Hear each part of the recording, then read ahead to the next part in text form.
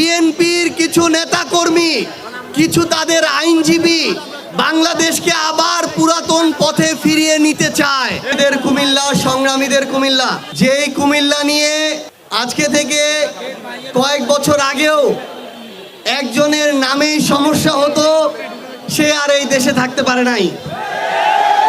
এই জন্য আমরা এই কুমিল্লা থেকেই এমন বিপ্লবীদের পেয়েছি যারা এই 24-এর অভ্যুত্থানের সামনের সারিতে ছিল সব সময়।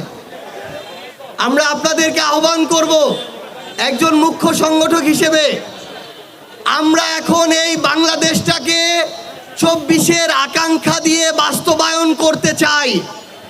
নতুন করে আমরা দেখছি বিএনপির কিছু নেতাকর্মী, কিছু তাদের আইনজীবী বাংলাদেশকে আবার পুরাতন পথে ফিরিয়ে নিতে চায়।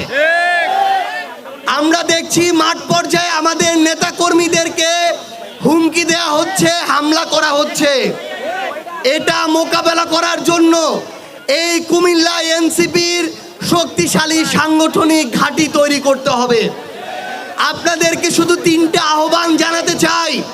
প্রথমত, আমরা যদি আগামীর বাংলাদেশে মাথা উঁচু করে দাঁড়াতে চাই, আমাদের অন্য যে কোনো দলের চেয়ে শক্তিশালী সংগঠন লাগবে। 2 নম্বর, আমাদেরকে স্থানীয় নির্বাচনে প্রতিদ্বন্দ্বিতা করে ওয়ার্ডের মেম্বার থেকে শুরু করে ইউনিয়ন চেয়ারম্যান, উপজেলা চেয়ারম্যান, সিটি কর্পোরেশন প্রত্যেকটা জায়গায় জিতে আসে। অন্যের পায়ে ভর করে দাঁড়ানোর সময় আর নাই। আমাদের একসাথে রাজপথে নেমে সংগঠনকে শক্তিশালী পর্যায়ের প্রত্যেকটা নির্বাচনে জিতার জন্য আমাদের প্রস্তুতি নিতে হবে।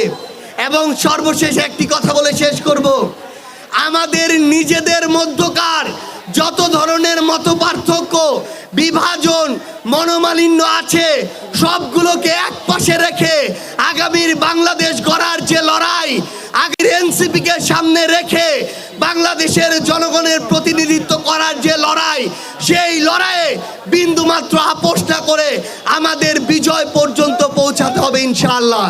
সবার সাথে আবার দেখা হবে রাজপথের সংগ্রামে অথবা বিজয়ে।